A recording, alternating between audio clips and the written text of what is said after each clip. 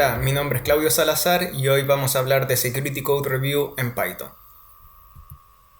Un poco sobre mí, trabajo como Application Security Engineer en una startup llamada Charmogul y hace 9 años que trabajo en Python de forma profesional. Mis áreas de expertise son web scraping, desarrollo seguro de software e investigación de vulnerabilidades. El día de hoy vamos a ver 4 tipos de vulnerabilidades que fueron encontradas en 2 proyectos open source escritos en Python. El primero de ellos es Scrapy, el famoso framework de web scraping, y el segundo es Cyident, que forma parte de Matrix Foundation. Matrix Foundation hace un tiempo tenía un programa de bug bounty y las vulnerabilidades que voy a exponer fueron encontradas en ese marco. Vamos a comenzar por el primer tipo de vulnerabilidad, que es denegamiento de servicio. La idea general que tenemos de un denegamiento de servicio es la de un atacante enviando una gran cantidad de peticiones a un servidor con tal de afectar su disponibilidad. Sin embargo, un denegamiento de servicio puede tomar otras formas, una de las cuales revisaremos a continuación.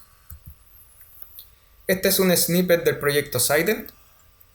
Para dar un poco más de contexto, Cyident forma parte del proyecto Matrix, que es un estándar de comunicación descentralizada. Y gran parte de su funcionamiento se centra en integrar servidores de terceros a esta red descentralizada. En el snippet que vemos en pantalla, tenemos que en la línea 2 se construye una URL para consultar cierta metadata en un servidor de terceros. Para construir esta URL se ocupa la variable servername, que está bajo nuestro control. Luego, en la línea 7, se envía la petición a esta URL, línea 8 se lee la respuesta y luego en la línea 13 se deserializa esta respuesta usando el formato JSON. Lo interesante de esta lógica es que como nosotros tenemos control sobre servername, podemos hacer que Cyident se comunique con un servidor que está bajo nuestro control. Entonces, Cyident normalmente espera un fichero de 1 kilobyte como respuesta, pero nosotros, con el objetivo de tratar de generar un comportamiento inesperado en Cyident, vamos a retornar un fichero de 300 megabytes. ¿Qué pasa en el lado de Cyident? Va a haber un denegamiento de servicio por consumo de memoria. Esto viene dado ya que en la línea 7 se va a leer la respuesta que nosotros retornamos de nuestro servidor y esto va a generar un consumo de 300 megabytes de memoria, ya que el fichero va a ser almacenado en memoria. Luego en la línea 13 se decodifican los bytes de nuestro fichero a un string UTF-8, lo cual también va a consumir otros 300 megabytes de memoria, y luego se realiza el parsing al formato JSON. Esto involucra un consumo intensivo de CPU y memoria, lo que va a hacer disparar el consumo de recursos en el servidor y el servicio de Cyident va a ser terminado por el out of memory killer. En las pruebas que realicé, utilicé un fichero JSON de 180 megabytes y el servidor donde corría Cyident tenía 1 gigabyte de memoria, lo cual fue suficiente para que se produciera el DOS y el servicio de Cyident fuera terminado.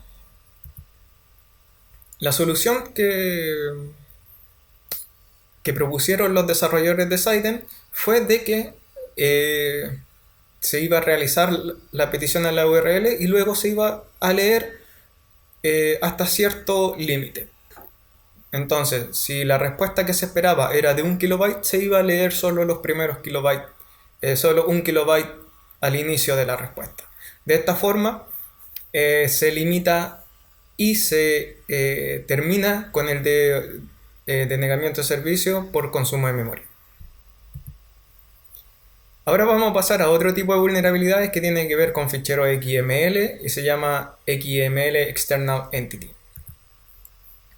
La idea general es que los documentos XML pueden contener definiciones de entidades, como en la línea 2 donde definimos la entidad example con el valor hello. Luego en la línea 4 insertamos esta entidad en nuestro documento.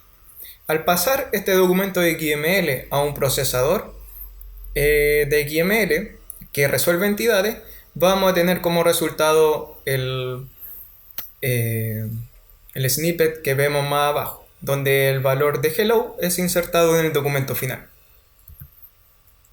Las cosas pueden ir más rápidamente, ya que también existe un tipo de entidad system, donde en este caso vamos a definir la entidad example y va a tomar el valor del contenido del fichero etc.issue.net. Entonces, al pasar esto al parser, tenemos que el contenido del fichero etc.issue.net aparece en nuestro documento final. Llevando esto al mundo real, tenemos que en Scrappy existe un spider llamado sitemap spider que ayuda a parsear de forma más fácil los sitios que contienen sitemap.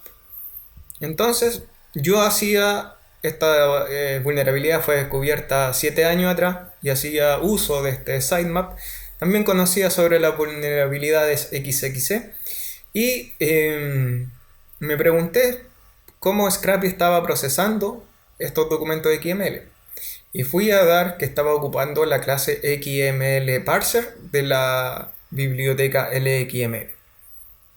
Luego fui a la documentación de esta clase y me di cuenta que resolvía entidades por defecto. Eso significaba de que si era capaz de suministrar un fichero malicioso a este tipo de spider, iba a poder realizar una explotación exitosa. Entonces, mi spider normalmente se va a encontrar con un sitemap normal. Lo interesante de los sitemaps es que pueden contener sitemap embebidos, entonces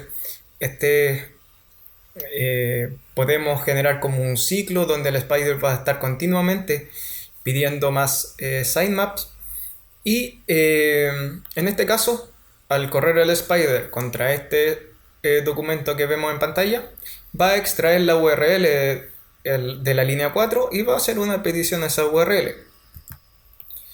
¿Qué pasa cuando el sitio provee un sitemap malicioso? Donde en la línea 4 se define la entidad XXE con el contenido del fichero etc.password. Y luego esta entidad es insertada en la URL de la línea 9. Esto va a generar que el spider va a procesar este fichero y va a insertar los contenidos de etc.password como parte de la URL. Como vemos abajo, el spider va a terminar haciendo una petición a domain.tld y luego parte de la ruta es el documento el contenido referente a etc.password. De esa forma logramos la explotación y también exfiltrar el resultado de esta explotación a un domain.tld que está bajo nuestro control. La solución es que cuando en Scrappy se instancia XML parser es pasar el parámetro resolve entities con el valor false.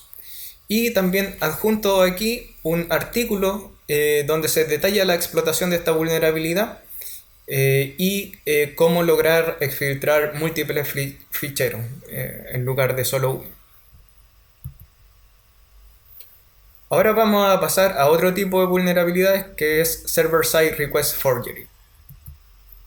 La idea general es que tenemos una aplicación que trabaja con URL suministradas de alguna forma por un usuario y se va a dar el caso de que un usuario malicioso provea una URL que tenga cierta significancia para la aplicación, ya sea porque corresponde a un servicio interno en la red interna de la aplicación o porque también corresponde a un sistema de tercero donde la aplicación tiene los privilegios para acceder.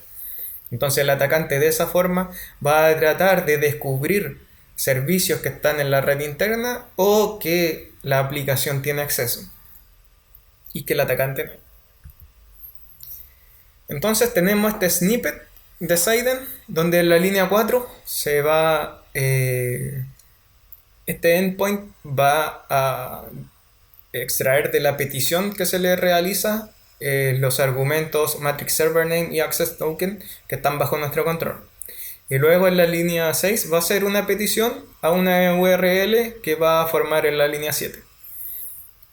Si bien el protocolo es Matrix está construido sobre HTTP, entonces podemos tratar esto como una consulta HTTP común y corriente. Lo interesante es que nuestro argumento matrix server name va a ser insertado al comienzo de esta URL, lo cual propicia cierta facilidad para la explotación de esta vulnerabilidad. Ahora tenemos que construir una URL y podemos basarnos en ciertos conceptos básicos que tienen que ver con el formato URL. Nosotros sabemos que después del signo gato en una URL, esa parte corresponde al fragment. Y el fragment solo tiene un significado en el frontend, ya que puede ser accedido por JavaScript. Pero cuando nosotros enviamos una petición a un endpoint en el backend y esta petición contiene un fragment, el navegador no va a enviar la parte correspondiente al fragment. Entonces, de esa forma, y como nosotros insertamos nuestro valor al comienzo de esta URL, podemos terminar nuestro argumento con el carácter gato. Eso va a significar que todo lo que está después se va a descartar, posibilitando el siguiente escenario donde nosotros proveemos un valor de matrix server name y lo terminamos con el carácter gato. Entonces vamos a tener control total sobre la petición que se está realizando por parte de Sident. Entonces vamos a tener control sobre el dominio, el puerto, el path, los argumentos y sus valores. Entonces eso de esta forma podemos explotar este SSRF y tener libertad para tener como objetivo cualquier tipo de web service. La solución que propuso Sident para esto consiste en dos pasos. El primero es validar que el argumento matrix server name que proveemos corresponde a un servidor, a un nombre de servidor matrix válido. Esto quiere decir que contiene un host y un puerto. Esto no erradica el SSRF, ya que aún podemos controlar el dominio y el puerto, pero sí nos limita en cómo podemos explotarlo. Ahora este SSRF va a servir más que nada a poder validar que existen ciertos servicios en la red, pero no podemos hacer mucho más que eso. Y la otra diferencia es que en la línea 12 se realiza la petición HTTP a esta URL y el cliente HTTP hubieron unos cambios. Se incluyó la clase Blacklisting Reactor Route. Esta clase lo que va a hacer es que antes que se realice una petición HTTP, va a extraer la URL, va a extraer el host y lo va a resolver haciendo una consulta DNS. Entonces de esa forma va a trabajar también con una lista blanca y una lista negra y validar si el host al que se quiere hacer la petición HTTP es válido o no, en términos de ser aceptado por las diferentes listas con las que trabajo.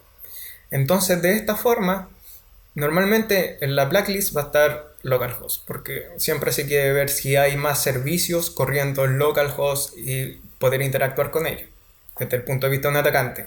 Entonces esta clase va a defender cuando el atacante ponga el string localhost o la dirección 127.algo.algo.algo o un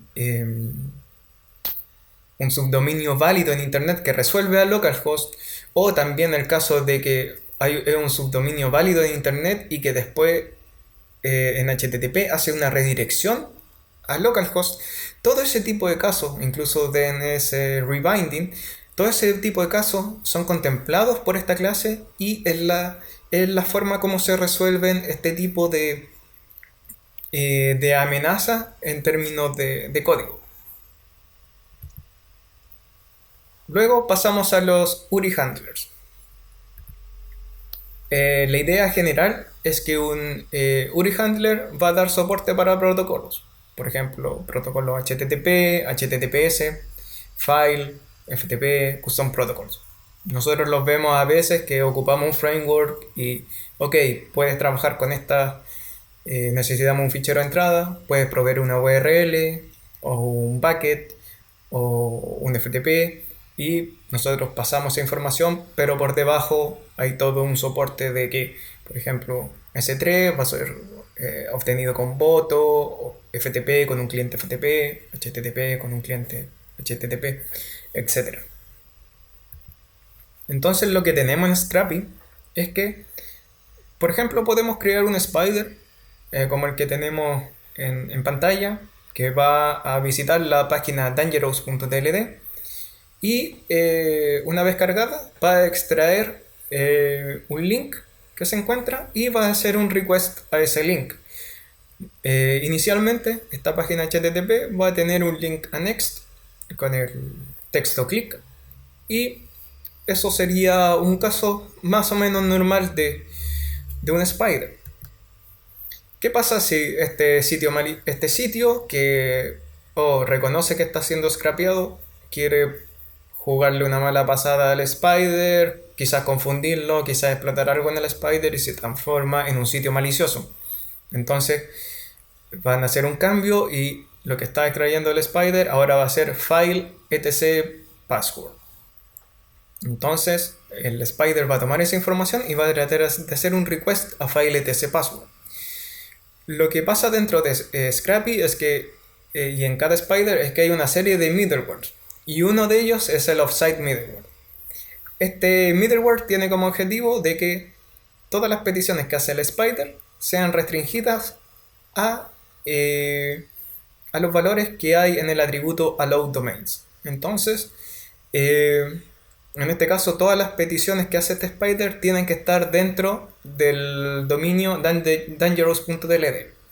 Si miramos a file etc password, no posee esta información sobre el dominio, entonces la consulta no se va a realizar. Pero debemos ir a revisar cómo funciona el URI file y nos damos cuenta que soporta hostname de acuerdo al RFC. Y que en términos prácticos lo que tenemos en la línea 6 es lo mismo que en la línea 3. Vamos a poder ser capaces de leer el fichero etc password. Entonces el servidor malicioso se va a actualizar y va a actualizar el contenido de su página y va a poner ahora file en dangerous.tld y haciendo referencia a etc password. El spider va a leer esto, el offsite middleware va a aceptar que este fichero sin importar el protocolo tiene el hostname dangerous.tld, sí, y va a hacer el request. Entonces la solución es que, por ejemplo, mi spider va a trabajar solo con HTTP y HTTPS, no hay razón para soportar el URI file. Entonces puedo deshabilitarlo en los download handlers en las settings de un proyecto Scrappy. Y ahí también dejo un artículo que escribí sobre cómo ciertos comportamientos que son más o menos normales en un spider pueden dar lugar a que este tipo de explotación sea exfiltrada a un servidor que está bajo mi control. Ahora, las recomendaciones es limitar las interacciones de input y output a los tamaños esperados. Si nosotros esperamos que el input, una respuesta que vamos a recibir, tenga 1 kilobyte, no deberíamos leer más allá de eso, ya que esto puede provocar problemas de negamiento de servicio. También es importante que estos límites sean puestos tanto en la entrada como, por ejemplo, como hicimos ahora que leímos un fichero remoto, como también cuando recibimos información de parte de un usuario. Estar atento a los defaults en las bibliotecas que se usan. Por ejemplo, ahora trabajamos con un fichero XML. ¿Qué vulnerabilidades están relacionadas con el tratamiento de ficheros XML? ¿Cuál es mi biblioteca? Y qué medidas de seguridad toma mi biblioteca, qué parámetro ocupa por defecto para paliar este tipo de amenazas. También considerar agregar defensa en profundidad. A veces los parches de seguridad es cambiar una función o una serie de líneas que logran resolver el problema de seguridad, pero a veces necesitamos soluciones mayores que involucran la incorporación de nuevas clases o un proyecto adicional para resolver ciertos problemas de seguridad, y son cosas que debemos considerar de acuerdo al alcance de nuestra aplicación. Y también reducir la superficie de ataque desactivando las características que no ocupamos. Ahora es común ocupar frameworks que responden a una gran cantidad de casos, y quizás nosotros lo estamos ocupando en un caso bastante particular, pequeño, y no hay necesidad de tener otras características habilitadas porque no las estamos ocupando. Lo mejor sería deshabilitarlas, porque puede llegar el día donde haya una vulnerabilidad pequeña, pero que si se combina con el hecho de que hay una característica habilitada, pueda incrementarse el impacto de la explotación. Entonces, lo referido a hardening ya no va solo a hacer el hardening de servidores, sino que también hardening de tu aplicación y las dependencias que tú ocupas. Ahora vamos a pasar a la parte de preguntas, y quiero dar las gracias también a los desarrolladores de Scrappy eh, que siempre han recibido bien mi investigación y hemos trabajado en conjunto para resolver los problemas de seguridad, y también al equipo de seguridad de Matrix, que me permitió compartir estos hallazgos con ustedes y dio feedback sobre mi presentación. Muchas gracias.